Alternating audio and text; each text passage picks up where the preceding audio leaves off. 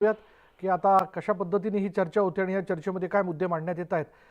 पुढे पाहूयात. बीड लोकसभा मतदारसंघात पंकजा मुंडे यांचा पराभव जिव्हारी लागल्यानं 4 जणांनी आपलं आयुष्य संपवलंय. यातील लातूरमधील सचिन मुंडे यांच्या घरी जाऊन पंकजा मुंडे यांनी त्यांच्या कुटुंबियांचं सांत्वन केलं.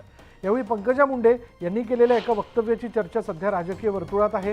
निवडणुकीत निवडून आले असते तर मी हिरो झाले असते. मी हिरो झालेलं कोणाला आवडलं नसतं, कोणाला कसं आवडेल.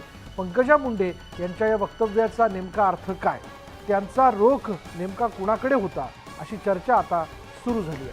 फक्त इशाऱ्याकडे लक्ष ठेवा. सगळं सोडून घरी बसायचं असेल तर बसू, मात्र विधानसभा झाल्याशिवाय काही करायचं नाही, असं पंकजा मुंडे यांनी कार्यकर्त्यांना उद्देशून म्हटलं. पडले म्हणजे संपले का? किती मतं पडलेत मला या देशामध्ये? पहिल्या 5 मध्ये मतं पडलेत मला. 3 मध्ये असतील. 6,77,000 मतं आहेत ना. मला 3,000 मतं कमी पडले, नाही तर निवडून आले असते. आता मी निवडून आले असते तर हिरो झाले असते. मी हिरो होईल असं कसं आवडेल तुम्हाला? आता हे मी उत्तर काय देऊ? बोलू दे त्यांना.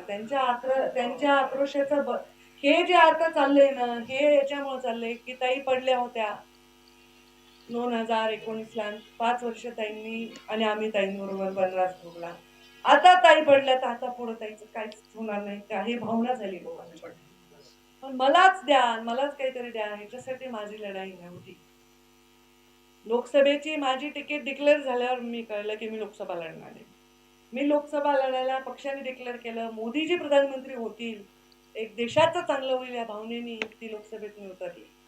घरी बसायचं असेल ना, सगळं सोडायचं असेल तरी विधानसभा झाल्याशिवाय काय करायचं.